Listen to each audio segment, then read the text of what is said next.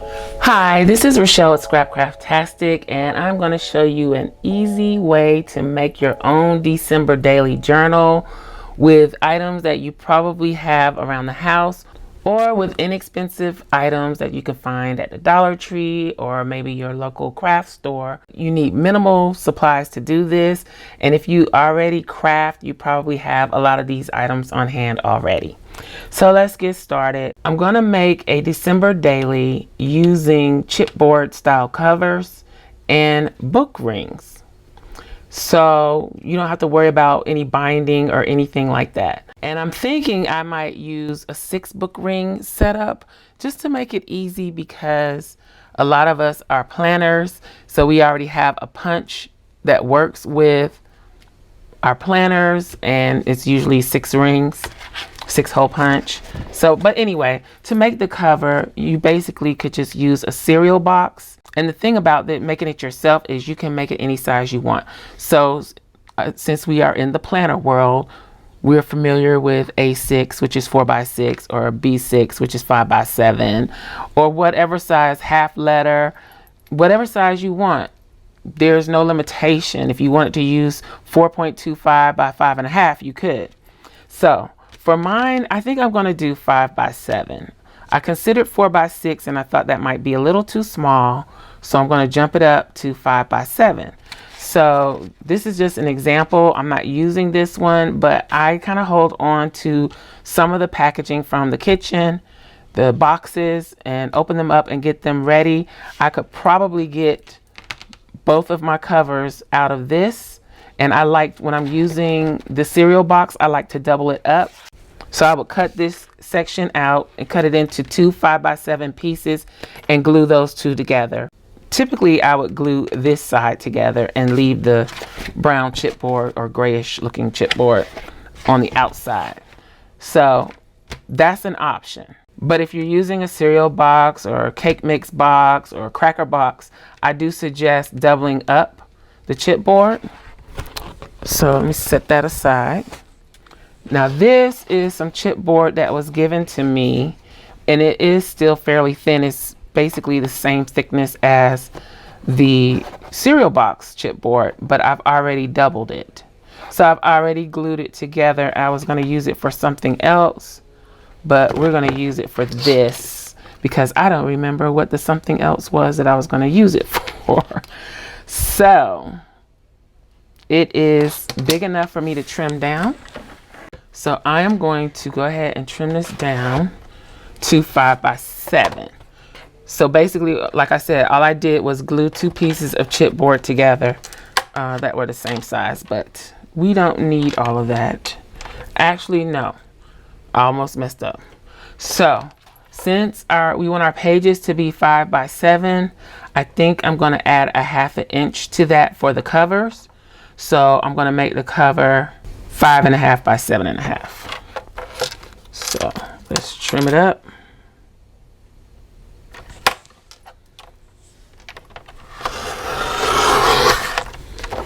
And let's see. Now, if you don't have a trimmer like this, I suggest that you trim your chipboard to the right size before you start gluing it together. It'll be easier to cut. This was already glued together, like I said, because I was going to use it for something else. So that is why I'm see, yeah, no. That's why I'm cutting it like this, and I think that's crooked.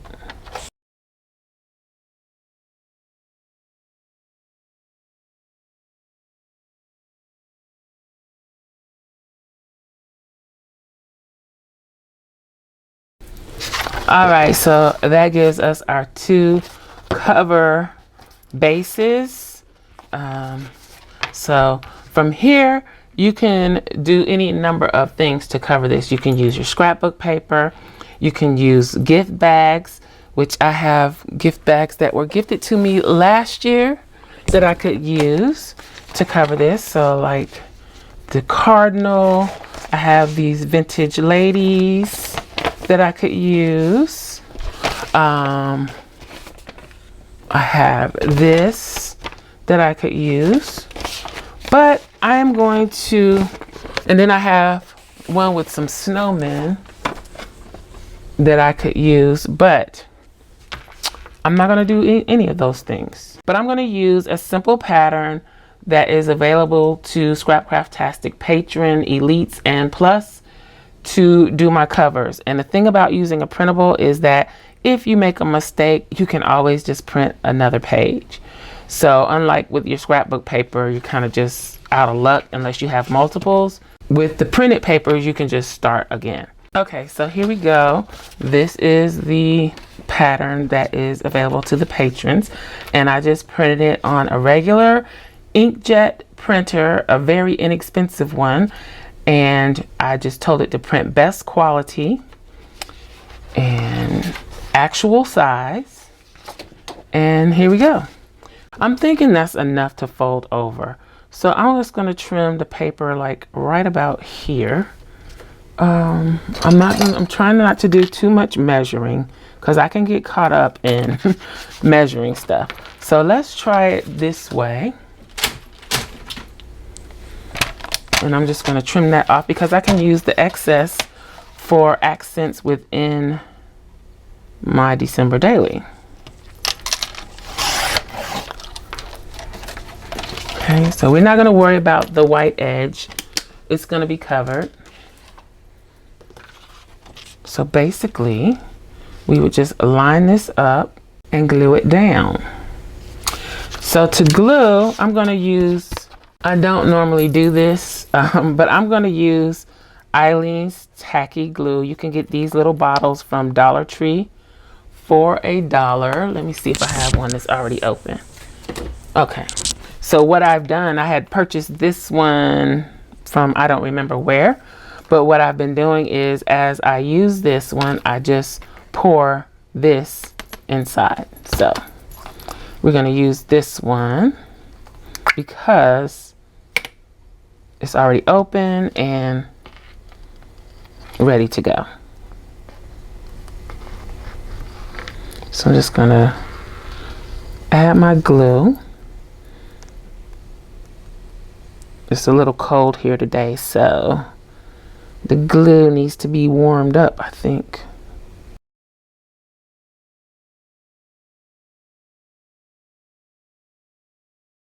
All right. So now that I have that down, I'm going to take one of these Dollar Tree spatulas. This is a makeup spatula. And remove the glue from what I was doing previously. And use that to spread the glue. And we want to get all the way to the edge.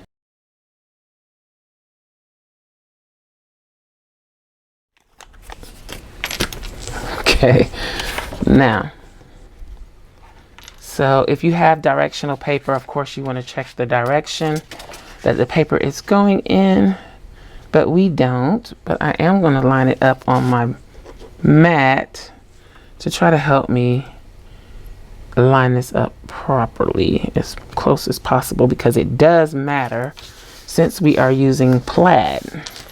We want our plaid lines to be straight. So that's good. Then I'm just going to take an old card and run it over. Make sure I get out any air bubbles.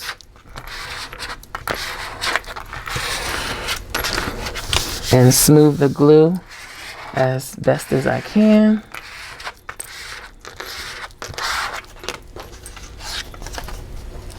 Okay. So that one is done. And I think I like the way it came out. So I'm going to trim this paper for the other cover.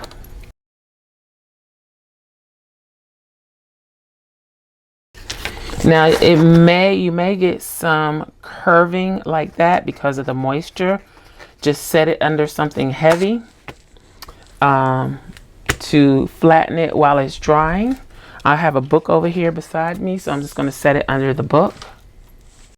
Okay, so let's move on to this one. Let's go ahead and add our adhesive.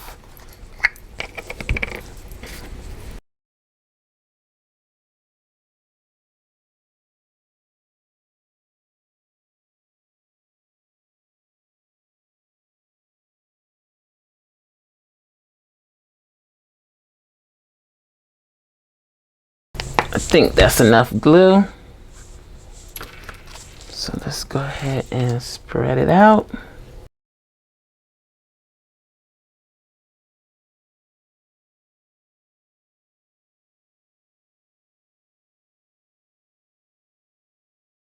Okay, so let's try and line this up, center it, make sure it's as straight as possible. Check our lines. I think it's pretty straight. So now I'm going to take the card again and spread that glue, get out any air bubbles.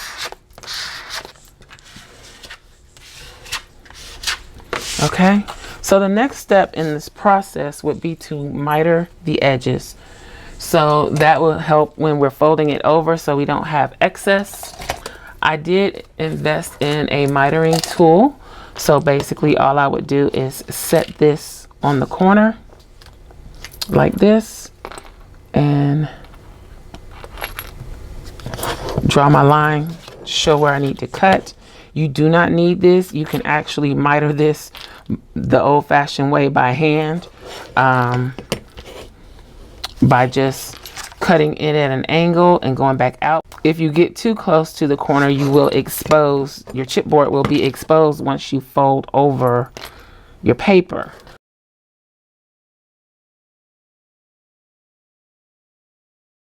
So because I have invested in this, I am going to go ahead and use it. I've only used it a few times, but I think it works pretty good. My only complaint is that it does not have ruler measurements on it. So, and that's something that if I felt that strongly about it, I could really actually add myself. But thus far, I have not. Okay, so that makes it easy for me. Then I know I don't even have to think about it. I can just cut it and it's correct. So let's cut these off.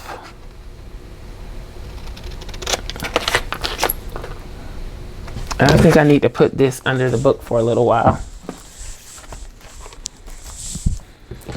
So we'll let that one get flat for a bit.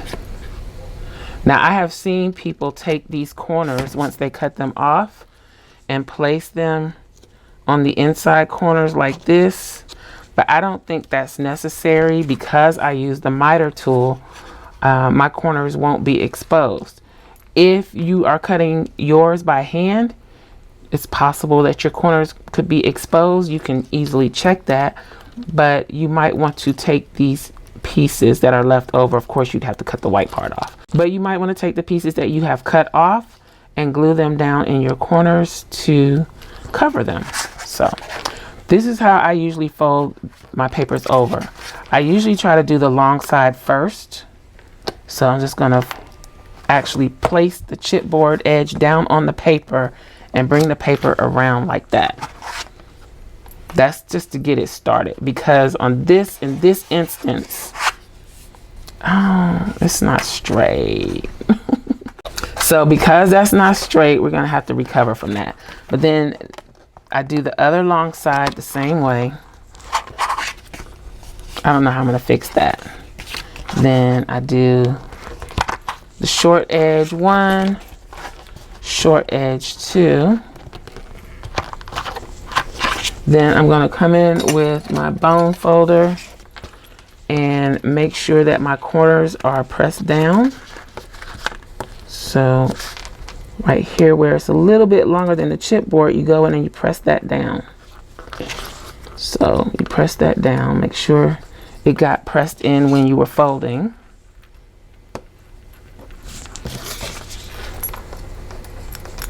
Another way to do this is you could actually score around your chipboard to kind of help train the paper for folding.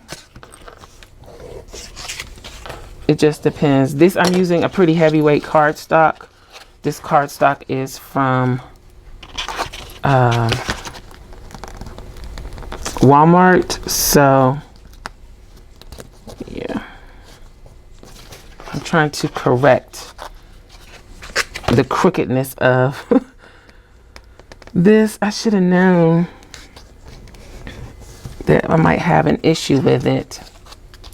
Now you could continue on with glue, but when I'm folding over these flaps like this, I like to use a double-sided tape. They do sell double-sided tape at Dollar Tree, but I don't think this one is from Dollar Tree, but I do have some from Dollar Tree. It's not open, so I probably should have put it on there on the chipboard, but we're here now.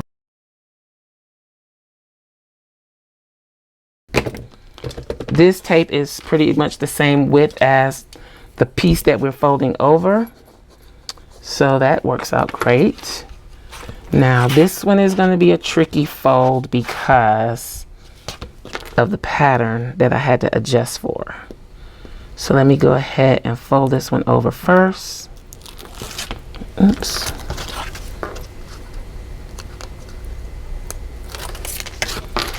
Kind of start in the center and work my way out.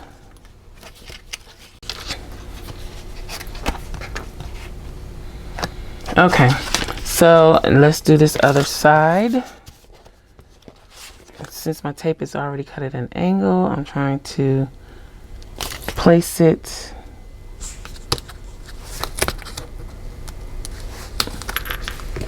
for the angle.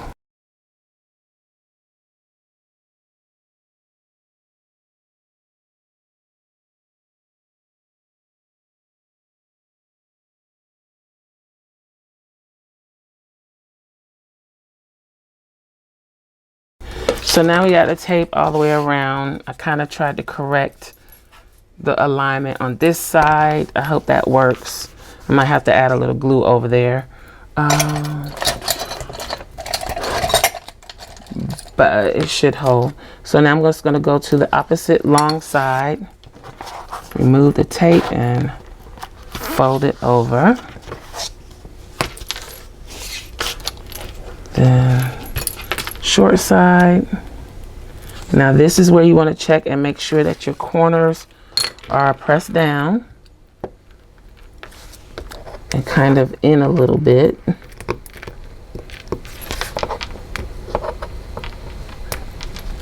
Okay. And then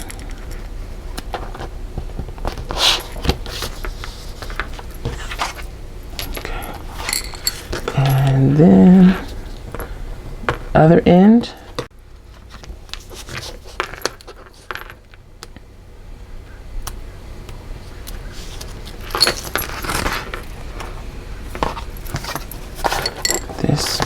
This looks like it's sticking out a little bit.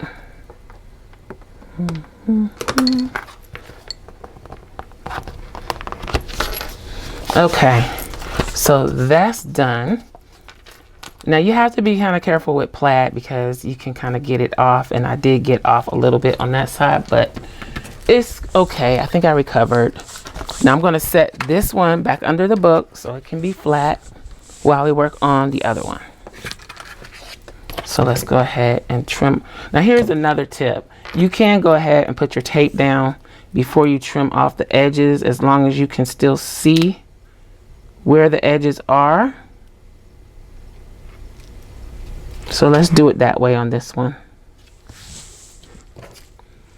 I can kind of still see where I'm going to miter at.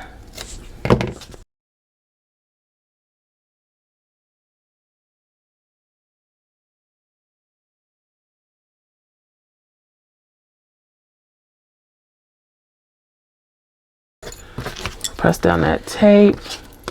This one wasn't quite centered, so some of the tape is on the chipboard, but we're going to work around that. And I'm going to go ahead and cut off my miters, my corners.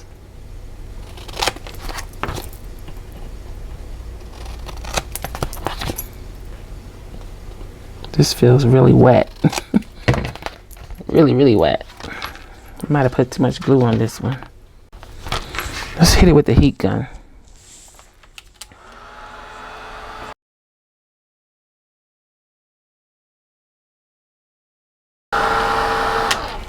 Okay, so I think that may help some. Let's go ahead and start folding over the flaps.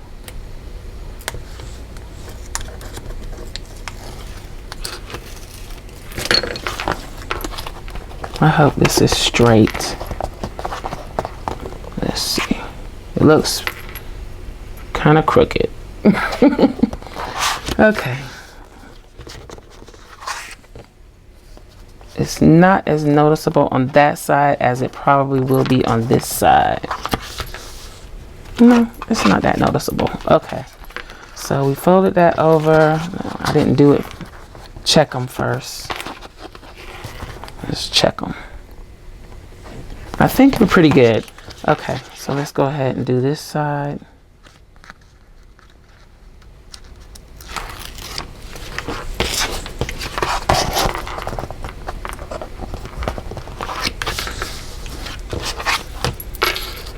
Now we're gonna come in with the bone folder and check on those corners. Push them in.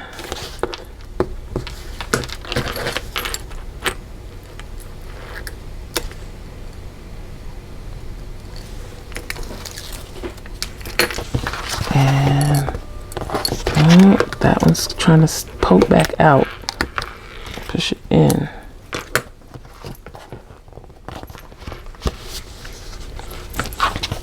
Okay. And let's do this one.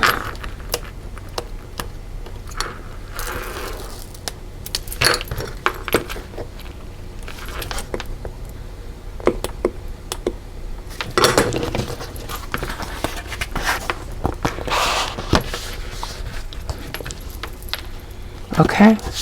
Okay, so that is the outside covers done and ready to go. Nice and sturdy. So next we're gonna do the inside covers, and I think I'm gonna use the green version of this. This is the green version. So I'm considering putting the green version on the inside of these. So I'm gonna go ahead and trim the edges off and get these ready to go inside. Hopefully, I wonder if I can use, let's get it trimmed up first, and then I'll see if I can just use one piece for this. And since I had a water drop on this one, let's start out with this one.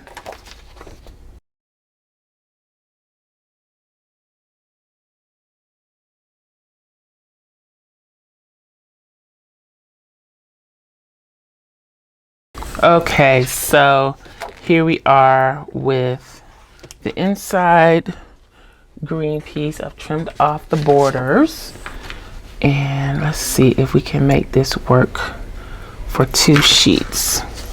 So I'm going to trim it. I'm going to trim it just a little bit smaller than the cover size. So I'm just going to line it up and mark where I want to cut. So I'm going to cut it right there, and I want to cut it right there.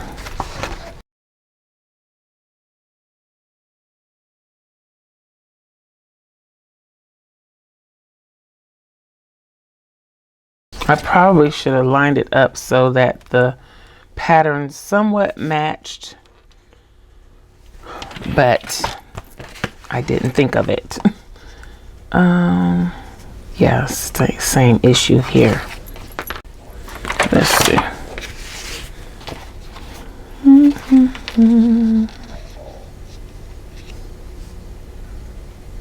So that's not going to work. I am going to actually need both pieces of paper. So let me go ahead and trim off the border on these.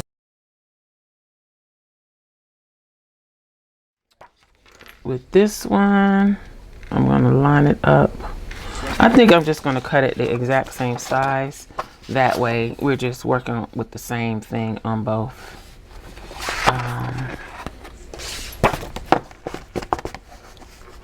So I'm just going to mark this one and here and trim it up.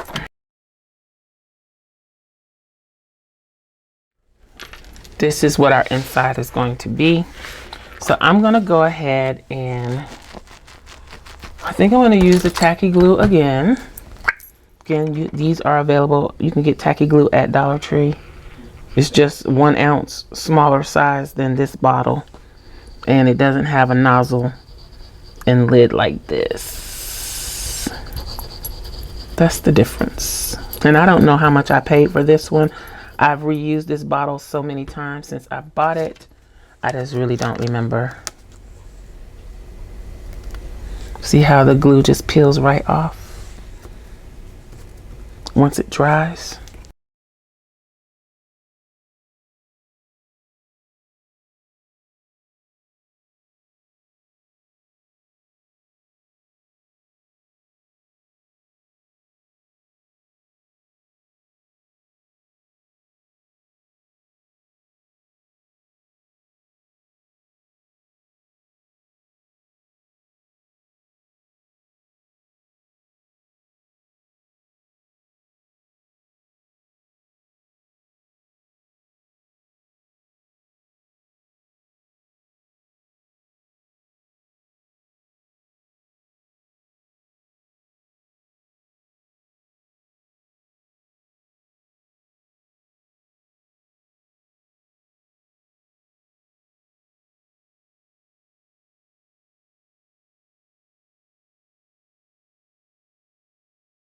So now we got our covers. Now you need to decide how many rings you want to use.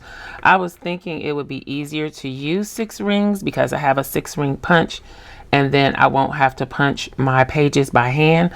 I could use my 6-ring punch. However, you can't necessarily depend on this all the time, depending on what you're punching. So if I were to use like a heavyweight watercolor paper as one of my pages, then I might have an issue when it comes time to punch it, which would mean I would have to use a manual punch anyway. So maybe we'll just go ahead and go with a manual punch method. And in that case, I think 2 rings, maybe 3 would be enough. So let's go ahead and measure out and place our rings. So if we're gonna do 3 rings, let's see if a 3-ring binder would be a good guide. Kind of, it would. So I'm just going to take one of these sheets out. These are stickers from Fabulously Creative, by the way. And I'm just going to take this sheet out and center it on the edge and use that as a guide to punch the holes. So this is my top, center, and bottom. I'm going to use the larger hole on my crocodile. Now you can use a regular hole punch. I have a little problems with my hand, so that doesn't work out well for me, but this is a 3/16 inch hole. Hopefully it will be big enough to accommodate the rings, but like I said, you can use a regular hole punch from the Dollar Tree and do this.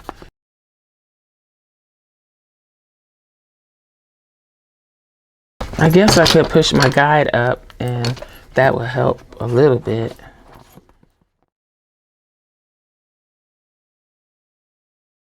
So we got our holes punched, and let's go ahead and do the same thing on this one. And since we already got the initial holes done, I can just use this one as a guide and draw where I want to punch at.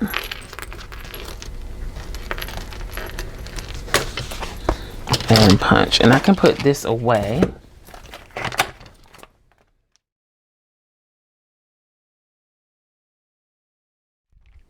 Now, you could go ahead and put your book rings in now, just the way they are. You could make your own hole reinforcements to kind of give it a little oomph. Or you could use some eyelets. If you have eyelets and an eyelet setter, you could do that for your holes. And I do have eyelets and eyelet setter. which is this. So let's see what we can do to kind of jazz this up. Now I really like these wide eyelets, and I think they would be perfect for this. How and ever. I don't think I have a color that would look good. Yeah, I mean, I got these silver ones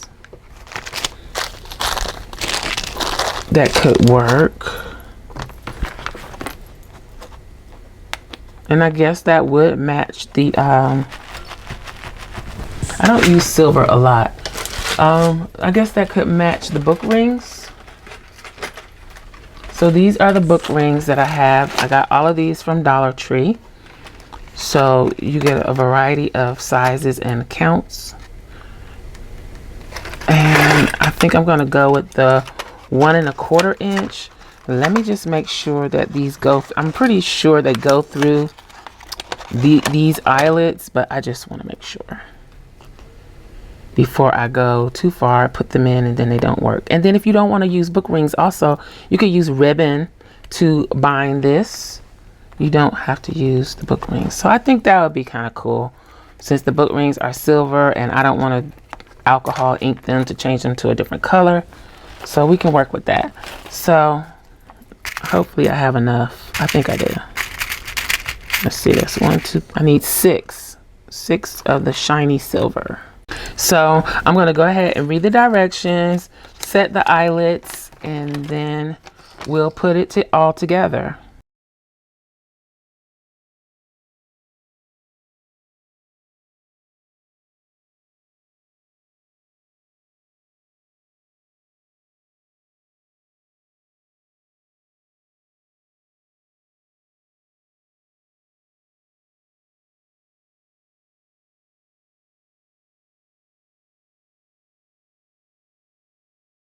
So the eyelets are set, and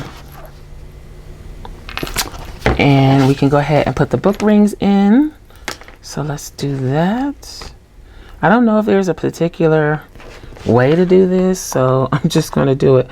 And I'm not going to add my pages right now. You can do this any number of ways. You could use art papers to add to it. You could do it junk journal style and add a variety of different papers. You could do scrapbook papers. It just all depends on how you plan to use this as a December daily. I'm having trouble with this. So you could also of course embellish and decorate the cover, and I will probably come back and do that. And I have an idea for another cover already, so there's that. But yeah, this is the easy way to make your own book or notebook or journal for December daily. And you could even, since this is can hold 5x7, you could even just print out some of your inserts. Of course, you probably need to do a little hole enforcement once you punch them, but you could even print out some of your inserts to put in this December daily. Can you imagine if I'd have done 6 rings? What was I thinking? Whew, it would have been a lot. Okay, so that's it. So now you can add your pages. I'm probably going to add watercolor paper to mine. You can also do ribbon and decorate your rings. But yeah, there you have it.